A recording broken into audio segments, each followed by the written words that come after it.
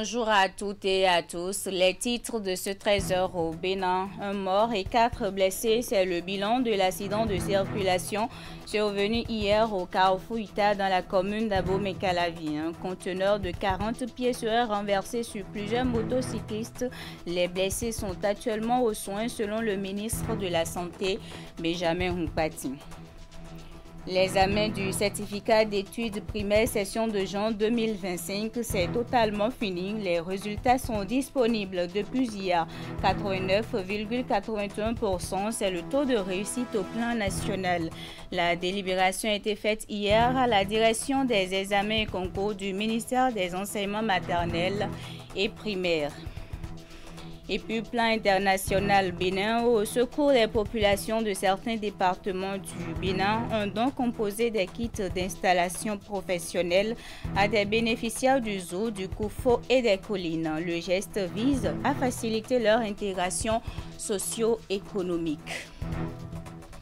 Triste, vendredi soir à Abomey-Calavi, un accident de la circulation s'est produit au carrefour Ita, faisant plusieurs blessés graves et un décès après leur admission à l'hôpital. Le conducteur de camion chargé de sacs de maïs a perdu le contrôle de son volant et s'est renversé sur la contre-allée de la chaussée. Informés de la situation, deux ministres du gouvernement se sont rendus sur les lieux pour constater les faits et apporter leur soutien aux victimes. Ils sont au micro de Teddy Goudalo et Jocelyn Bariga. Un camion Titan en provenance de Calavi vers Cotonou, chargé de maïs, arrivé au niveau de carrefour Ita, il a fait une fausse manipulation et le truc là s'est renversé. Dieu merci, sur place il n'y a pas eu de mort. Il y a les blessés, il y a eu 4 blessés, mais il y a eu plus de peur que de mal. Bon, la population, les gens sont en train d'écrire n'importe quoi sur les réseaux. Il y a fait un décès, il y a fait un chose là. Non. Le camion est très en forme. Le camion est déjà traité vers la base de la police à Calavi, au niveau du commissariat central. Non, il n'a pas bu.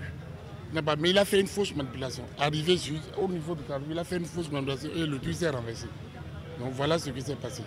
Quand j'ai été alerté de la situation, donc la réaction a été immédiate.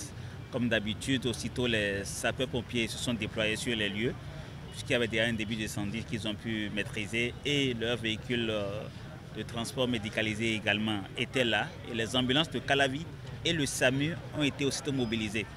Et cela a permis de récupérer dans la foulée les 5 blessés que nous avions, dont 3 ont été transportés à Ménotin et 2 au CNHU. Malheureusement, le couple qui est arrivé au CNHU, à leur admission, la femme malheureusement était déjà décédée. Donc le mari est aux soins actuellement. On est en train de faire le nécessaire pour que sa vie soit sauvée.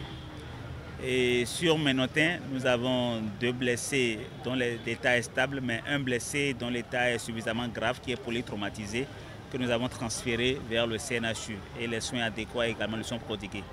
Comme d'habitude dans cette situation, le gouvernement ne réfléchit pas et agit promptement de façon à prendre en charge sans aucun frais les victimes. Le véhicule était en forme, neuf, à toutes les pièces. Il a perdu le contrôle du véhicule. Pourquoi? On ne sait pas. Vous avez vu un chargement. Est-ce qu'il a bien chargé? Est-ce que le chargement est bien équilibré? Est-ce que les pneus sont... Les raisons sont multiples. C'est maintenant que les investigations vont nous aider.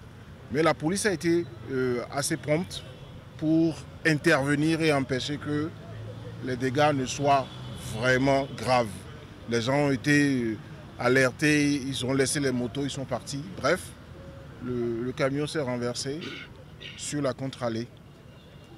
Ça va être plus de vigilance désormais, ça va être plus de surveillance, ça va être plus de sanctions et d'informations, plus de balisage pour informer, mais ça va être également beaucoup plus de sanctions vis-à-vis des conducteurs indélicats, des propriétaires qui ne respectent pas les règles, le code de la route. Fin de suspense pour les candidats à l'examen du certificat d'études primaires session de juin 2025. La délibération a eu lieu à la direction des examens et concours du ministère des enseignements maternels et primaires. Il faut dire que les enfants ont travaillé mieux que l'année dernière. Le taux de réussite au plan national est 89,81%. Suivez ici les détails de cette délibération avec le DEC enseignement primaire directeur à Dormousien, sur les propos recueillis par Emma Rodon. Au niveau national, nous avons au total comme inscrits 271 851 candidats ayant effectivement composé 266 320, nombre d'admis au niveau national 231 180 pour un taux de 89,81%. L'année dernière, le taux était à 89,67%. Il y a une variation de 0,14% à la hausse. Par ordre alphabétique, nous avons la Libori. Taux de réussite 85,61. 2. Atakora 80,20%. 3. Atlantique. Taux de réussite 89,63. 4. Le Borgou. Taux de réussite 95,18. 5.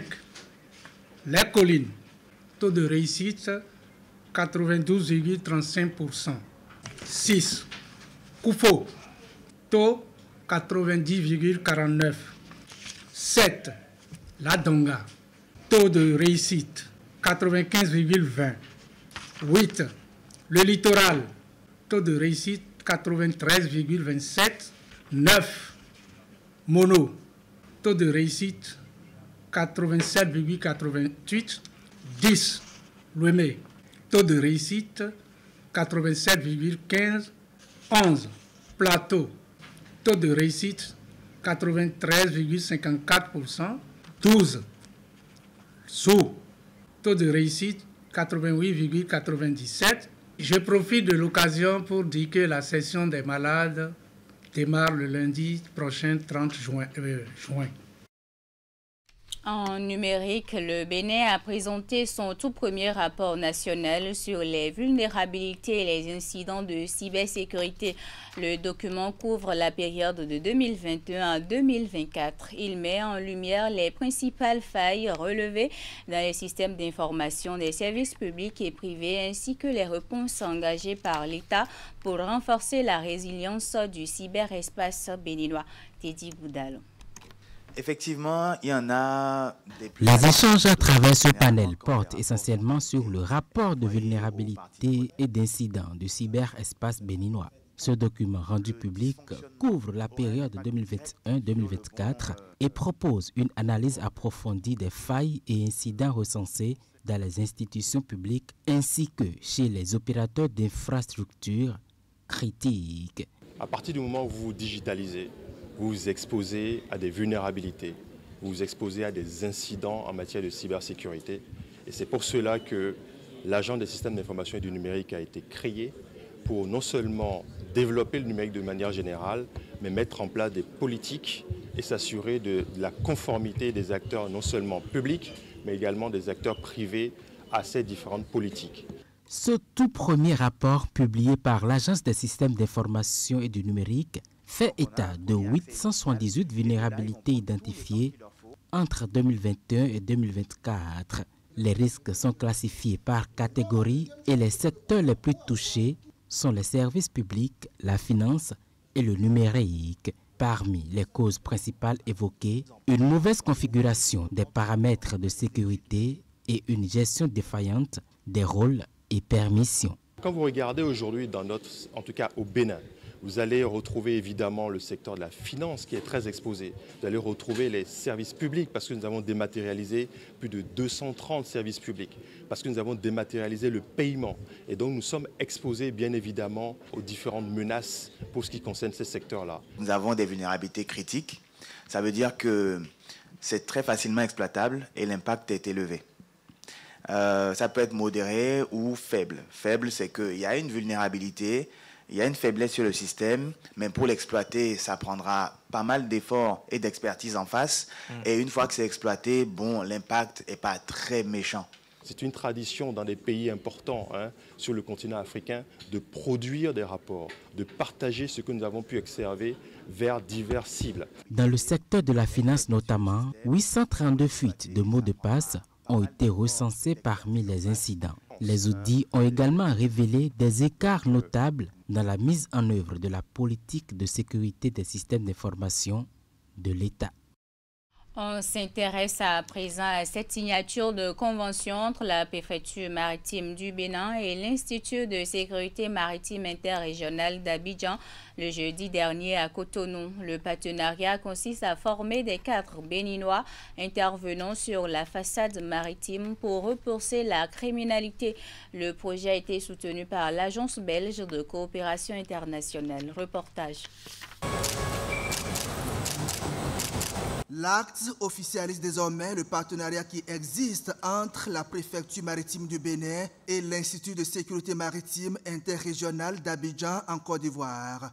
La signature d'une convention pour outiller les cadres civils et militaires béninois en droit et en sécurité maritime, exerçant dans les organisations de l'action de l'État en mer.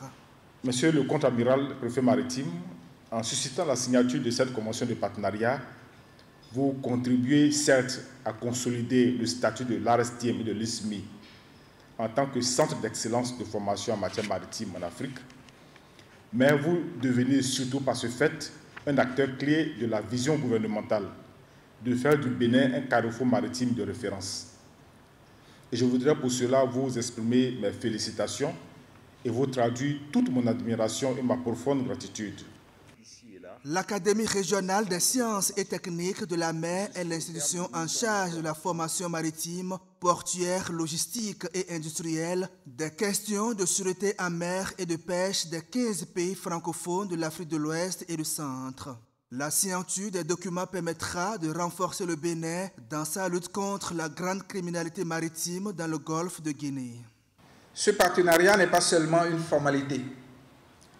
Il exprime une volonté commune, celle de construire, dans le golfe de Guinée, une gouvernance maritime solide, résiliente et indépendante.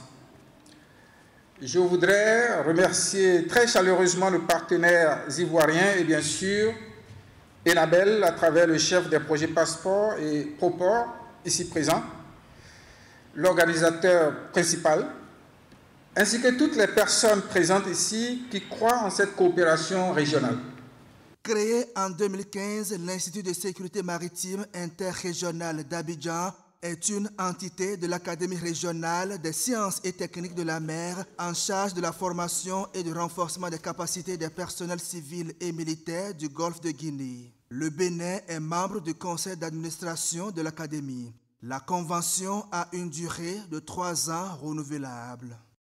À Bouari, dans la commune de Bembereke, nous sommes là au nord du Bénin. La journée mondiale de lutte contre la faim a été célébrée en différé le mercredi 5 juin 2025. Au cœur de cette célébration, les femmes rurales, les produits du terroir et l'avenir nutritionnel des enfants.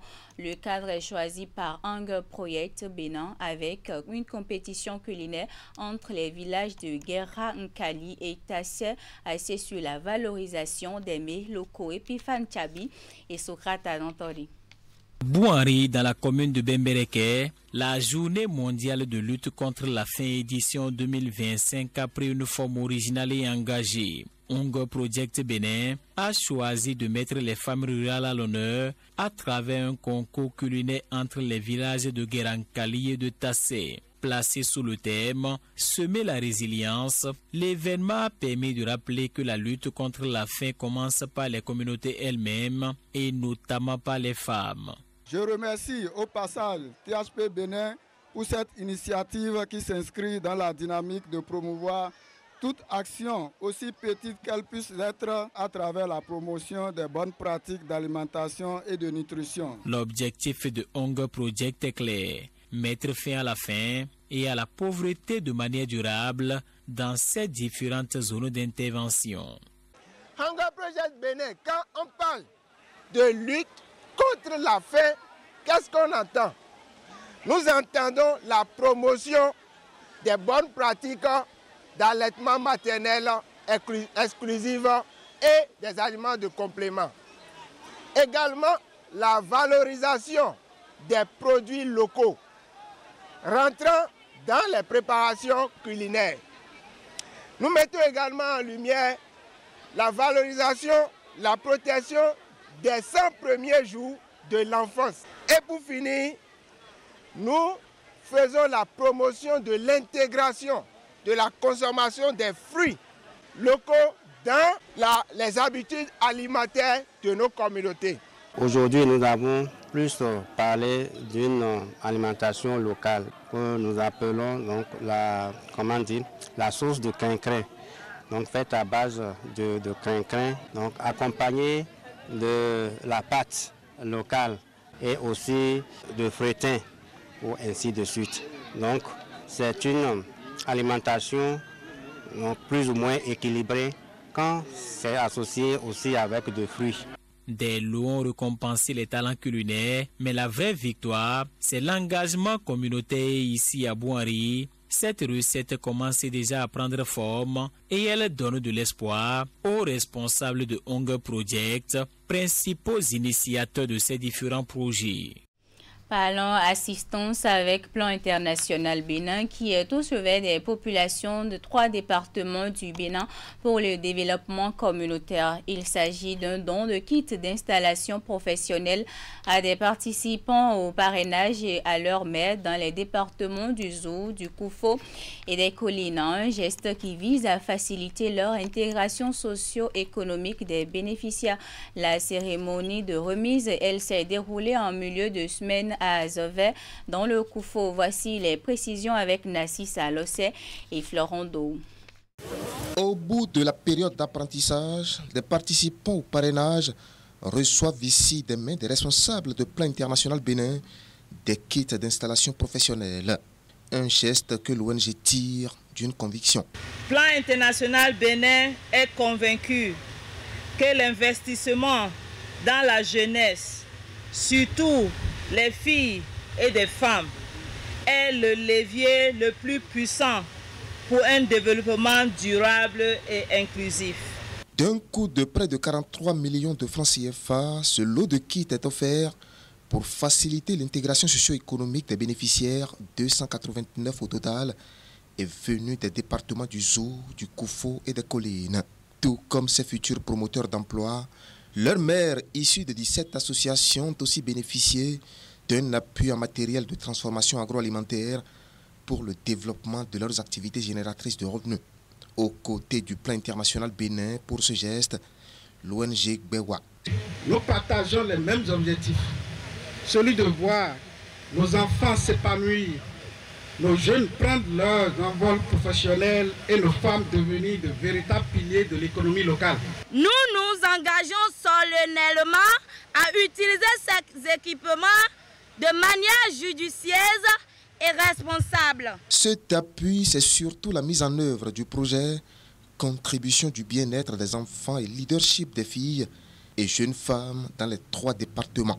Ce sont des vies transformées, des familles renforcées et les communautés dynamisées grâce à l'étroite et fructueuse collaboration entre l'État béninois et bien sûr les communautés elles-mêmes. Je voudrais, au nom du gouvernement Bénin Parti Talon, reconnaître les efforts faits par Plan International Bénin chez nous ici au Bénin. Plan International Bénin, c'est déjà 30 ans au service du développement du Bénin. Ces interventions sont visibles dans beaucoup de secteurs, notamment l'éducation, la santé et l'environnement, mais aussi l'agriculture et l'électrification rurale. De retour à Cotonou avec la société Fabri-Métal Bénin spécialisée dans la sidérurgie qui a procédé au changement de locomotive. Le flambeau de la marque est officiellement remis au nouveau directeur général ce mercredi lors d'un after-work organisé à Cotonou. Voici le visage du nouveau patron de Fabri-Métal Bénin. Officiellement présenté à l'assistance par le PDG du groupe géniteur MMD Steel, cet expert de l'acier, domaine où il justifie d'une expérience de près de 3 décennies, entend renforcer la position de Fabri-Métal Bénin sur le marché local et sous-régional à travers une gouvernance résolument orientée vers la performance et l'efficacité. Nous allons optimiser chaque étape de notre processus de production.